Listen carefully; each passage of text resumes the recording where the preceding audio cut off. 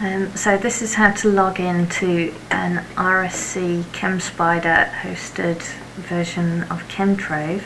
And ChemTrove is the University of Southampton's ELN called LabTrove with some extra chemistry functionality that we've added to it.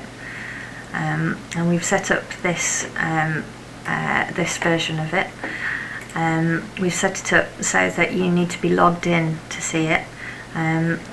We control the logins, so if you don't have a login and you want one, then contact us about it. And when you have a login, you just need to click on login there, type in your username and password, and then the little arrow. If you need to change your password, just click on the name again and click on change password. Mostly what you would want to do within LabTrove involves either clicking on dashboard or all notebooks. So if you click on all notebooks, we've set two up in particular that would be of interest to you.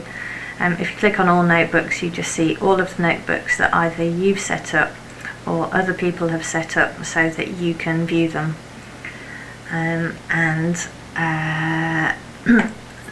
The most important one is the RSC LabTrove training notebook. So notebooks basically gather together posts. You can set the privacy on the notebook, so you might set up a notebook that corresponds to a particular research group, or it might correspond to a particular project that you're working on. I've clicked on the RSC LabTrove training notebook, and if you want to explore them, you can either use the timeline view at the top, which just shows you the posts with an interactive JavaScript calendar here, or you can look at the sections down here, or you can do a search. Sections, I like to think of these as chapters, effectively, that group together similar posts. And the most important one within this notebook is the help post here.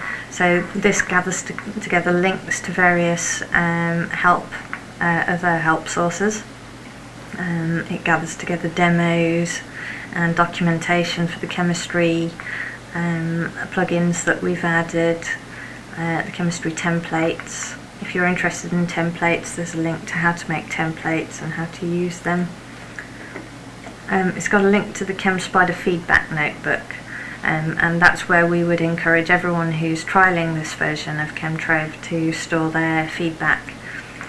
So if I click on that, basically this just corresponds to one post per bug or per feature request, and if you are trialling it and you have any feedback, then just click on new post within, and then we can start looking into it.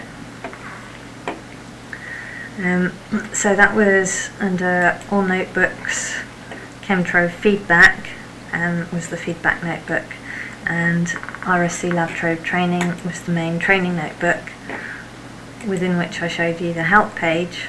But also there are some exercises that we've set up within this notebook. So you can either get to those by clicking on this link here, or by going to sections and clicking on exercises there. Now these are shown in reverse chronological order, so the last one that you need to do appears first in the list, and you should click on older posts until you get to the first page and scroll down and basically work through them in order from the bottom to the top. So getting started 1, 2, 3 and so on. So that's the first place to start with trying out LabTrove yourself, is working through these exercises. When you're viewing any post within LabTrove, you can always click on revisions if you need to see a previous version of it. So this one's only got one revision there, but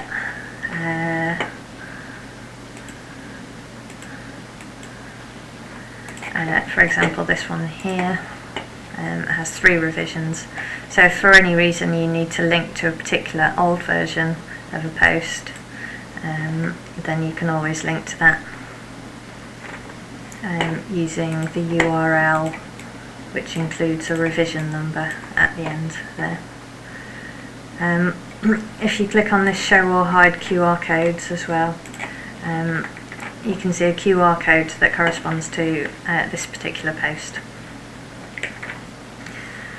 So that's how to view a particular LabTrove instance, how to log into it, how to go to all notebooks and find the training notebook to get to the help page and the exercises, and to get to the feedback page. The other useful thing at the top of this page is dashboard. So under here, the notebooks that you've set up are listed, and you can add a new one here. But you can also change your subscriptions so that whenever anybody changes these 2 notebooks here, I'll be able to see updates in the right hand side here in this dashboard page. So the idea is that the dashboard is where you go if you want to see the latest posts that you're working on and the latest posts that other people have added to this LabTrove instance as well.